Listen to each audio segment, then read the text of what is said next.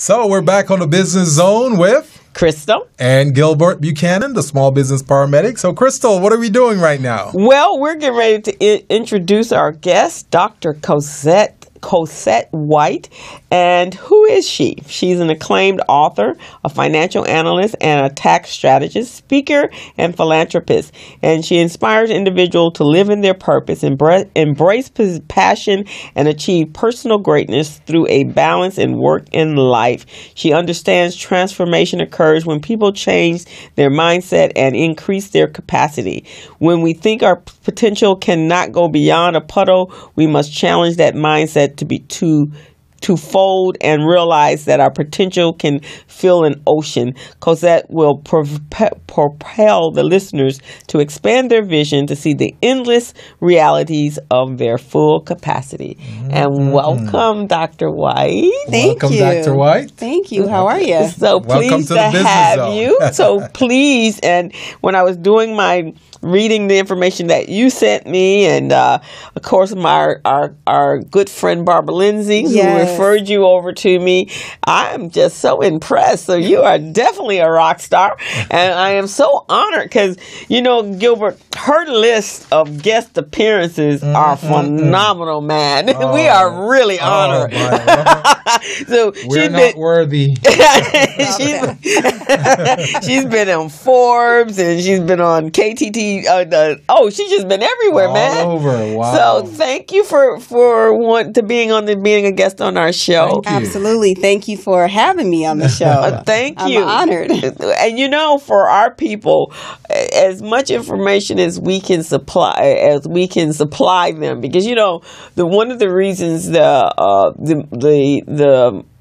reasons we started or launched the Business Zone was because we felt that not enough information was disseminated to our people so that we can make the right decisions. And the information that we did have sometimes is so antiquated, or we heard it from somebody else. And a lot of times we just operate out of fear. Exactly. Fear. Fear is like the major motivator. It really hurts us. Yeah. Yes. Yeah, because they don't do anything. They just sit still and just wait, thinking, okay, I'll just wait it out. No, when danger comes, you can't wait out. You can't wait it out. Right. So, has that been your experience as well? That's been my experience, and that's why I started helping small business owners. A lot of them, like you said, they come to you with the unknown. They're hearing he say, she say, or I thought I should have done this way, or I was told to set my business up as an LLC. I should have set it up as a S Corp, or, you know, a lot of different things, just unknowledgeable, unknown. So that's one of the reasons why I started the business and started helping small business owners. And being the money doctor, where did that come from? Well, you know, that started years ago. I was a law student. Okay. I was a law student, and my teacher guided me when I was in high school, and she really advised me to take an accounting course. I did. I stayed on that path. I didn't veer left. I didn't veer right. Okay. And that's how I became so passionate about what I do. Just helping business owners grow. Okay. Yeah, accounting is my background, and you know that's you know how a business operates. I don't care what they tell you. When you sit down and look at their book, you're like, oh, okay, all righty.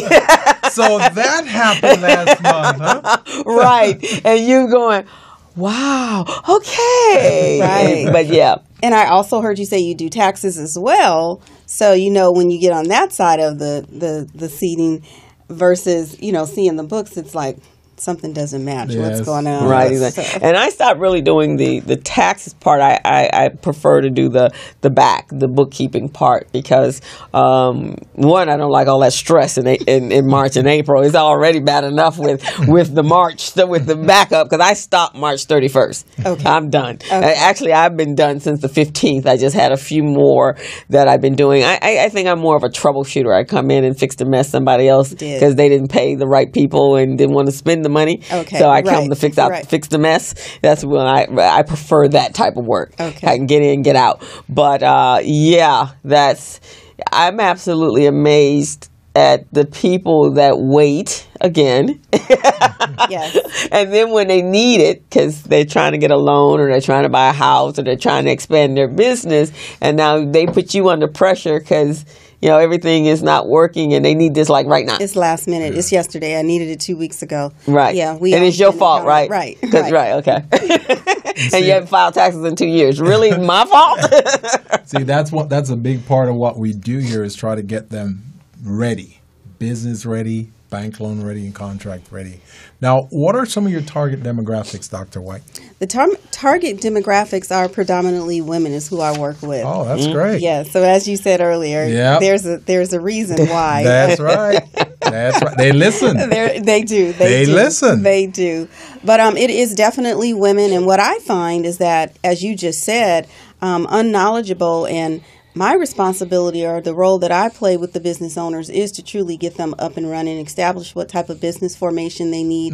If they've been in business for a while, maybe they're flatline, maybe they have peaks and valleys. I look at the numbers, I look at the operations to see where is the money being left on the table, where are the holes, what do we need to tweak? Do you need to reassess your margins? Do you need to reassess your ratios? What is it? Yes, so that's where I go in and help the business owners look at the metrics. We have all this digital marketing right now, and a lot of people are advertising, but are you looking at your return on your investment? Are you converting? Right. So that's what I help the business owners do. That's great. Now, let me ask you this. Do you also, with regard to their corporation status, LLC and all of that, do you file that for them as well? I do. I help them with the business formation, Okay. Sit them down, go over the pros and cons, what they should or shouldn't do, that type of thing. I never tell a client what they should. I leave that on them. So you give them the options. You say, because really, and this is one of the things that we teach in our workshops is when people say, what structure should I take? We say, okay, here are the structures that are out there. Here are the liabilities, and here are the benefits. Right. And they make their decisions from that.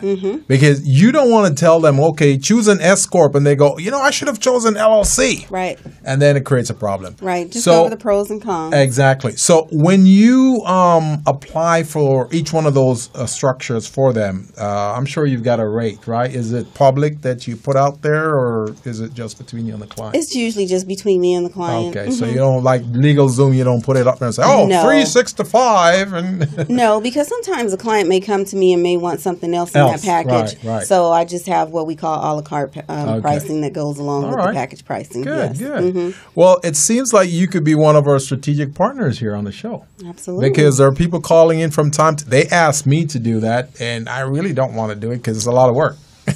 And, I give them my price, but my price is probably sometimes out of their budget. So we'd like to call on you so you could probably take care of that for them. So that's a good thing. Now, how do you, I saw on some of the interview topics that you have, helping a business go from, say, a mom and pop status where most of them kind of stay for 30, 40 years. How do you help them start to grow and upscale and get to that next level? Or what is some of your suggestions? There's a lot of different suggestions, but as you and I know, or what we probably do know, in order to grow as a business owner, you have to get out of that single mentality, that solo mentality. You really have to start bringing on team members. You have to start hiring. Otherwise, you're wearing multiple hats and you're really not growing. So I really kind of start from that level. I don't go with the contracts and things of that. I get them into the mentality of, we need to grow this business. We need to bring on additional heads so that we can start growing and expanding. And just myself, even when I started growing, I had to bring on a PR person. I had to bring on a IT guy. I had to bring on someone to take over the administrative stuff, an HR person. So you have to, because you can't wear all these hats. And that's how you're going to really start growing. There's other things or components that need to be in place, but that's just one of the components where I start them. Okay. Yeah, because and now, have you found that to be a little difficult for them to release and relinquish? It definitely is. Yes, it's called control. Right, exactly. I'm not good at marketing, but I want to be the marketer. Right, exactly. I have to know how everything is going on. Right. I don't do books very well, but I want to be in charge of my books. Well, and that's where a lot of them get in trouble. Yes. And that's usually the area that lacks. Exactly. Oh. You know, they'll do the marketing, they'll do the advertising, Mm-hmm. they'll do the sales, they'll do everything else. But when it comes to The managing the financial, finances, they have no idea where they stand. That's No. a vital sign of the business, right? Unless it's like, I need to get a loan. Mm-hmm. They need a P&L. Yeah. They need a balance sheet. Yeah. They need a statement of cash flow. Or I need You to know, do my certification. Right. Uh-huh. Yeah. And then they ask you, what's a P&L? Yeah, exactly. Okay, but you've been see those, and for me, the two things that go hand in hand to me is the marketing part of the business, because that goes hand in hand with the financial part of the business, right? Because if you don't have a marketing budget, how are you going to drive the money into your business? Because people have to be able to purchase your product. Gotta know and your services. numbers. And there is no balance between the two. Yeah. No. And you said got to know your numbers. And one thing that I always say, the numbers don't lie. Oh, That's right. The numbers don't lie. That's right. That's why I'm in that. That's why I'm in the accounting That's business. 'Cause right. the numbers don't lie. Makes so much sense. So when you go when you're going to a client and you've gotten them on track, so then what's the next step after that? Once we've gotten them on track, let me just say this: I'm really deep into the operational budget. So Okay.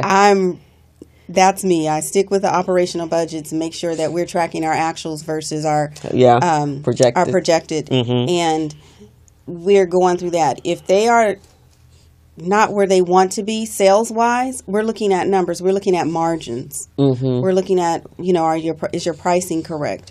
And then that's the next step that I take them through. Okay. Pricing, looking at pricing, adjusting it up, increasing it, sending out notice to customers, growing. Mm-hmm. So startups, or you're more interested in businesses that are growth? More growth. Okay. More growth. After 3 years, Yes. that's my sweet spot too. And, after 3 years, but there are some that are beyond the 3-year mark, but they're just really flat. Flatline, yeah. They're flat. Yeah. Well, there are a lot of businesses right here in Los Angeles, and when they were doing the Crenshaw line, these businesses have been around for 20, 30 years, Yeah. and they're actually pretty much in the same spot they were in 30 years ago, Yeah. which is amazing that you've been in business that long. One, you're still behind the counter. Yeah. You can't leave your business because there's no one that you feel that you can trust Yeah. after 30 years of business Yeah. to go and drive business, to go out and bring in new business and leave the mundane workings to a staff. Right, but that goes back to what I was just saying, growing Yeah. the business and bringing in additional heads to help you grow the business. If you expect to go from 100,000 to 500,000, you can't do that by yourself. You have to have Bring in that resource. Yeah. additional the resource. individuals in there to get you there. Yeah, and you you have do. to release the control. You have to release the control so that you can. But I've found I do a lot of business. Mine's is kind of startups because I start with them writing their business plan, and now I've been talking to them, going, okay, we're not talking a small business.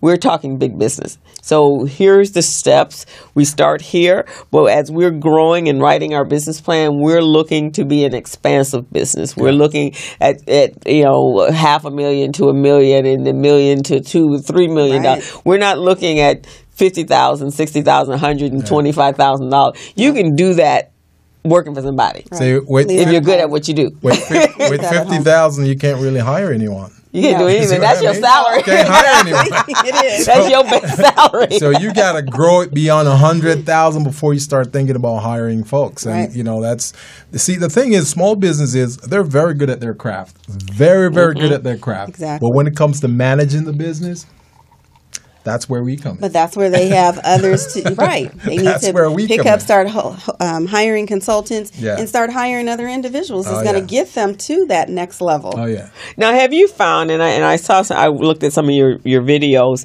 so that we have, African Americans, we have a hard time talking about money. I'm on a spiritual call every morning, and about 2 weeks ago, we on the show, what we do on the call, what we do is we might have Reverend Ike, and so Reverend Ike didn't have a problem talking about money, so we had aired a video, audio of Reverend Ike talking about money, and we were on the phone for 3 hours for this call, and it's so interesting how half the people were like, "Yeah, I want to make more money," and then I was like, "No, I can't say I want to make more money. No, I want to make more money. No, I can't say I want more money." I'm like, what the heck? But we have a hard time with the whole money thing. We do. It's from our upbringing. Yeah. It is from our upbringing, and part of it is biblical as well. But once we decide that we want to open up and truly make that change with our money situation, then we'll open up. But I find that it's women who will open up about the money. Yep. Men, Yeah. it's the ego thing. They the pride. They will not lay it on the table. I've got this taken care of. I don't need to talk about it. When I That's say it. bring the husband and wife, my husband doesn't want to come. Oh, yeah. Why? He said for me to handle it. Right. But how can you counsel a couple as it relates to money, but only one is showing up?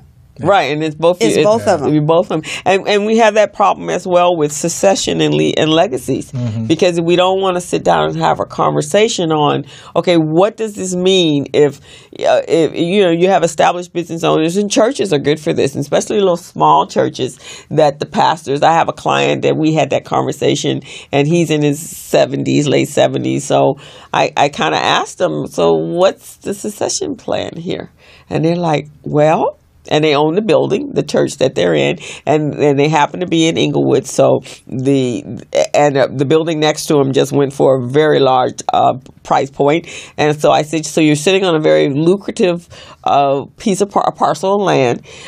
You don't have any other elders or anybody that's getting ready to sit in for you. So what's the plan here? I mean, because you're not to say that you're going anywhere anytime soon, but you need to have a plan. And so I suggested an estate planner that is part of our Recycling Black Dollars. And so she said, "Yeah, I guess we do need to have a conversation." I said, "Yeah, because you can't wait for it to happen. No. You got to have a choice." No way. Not in the business, in the family. The whole thing, you need to have that succession plan in place. It needs to be documented. Someone needs to be able to put their finger on it and say, this is what mom left, this is what dad left, this is what the president left. Here it is, here are your instructions, bam, bam, bam. Right, because I mean, look at Norman Limousine. I think he died without a will.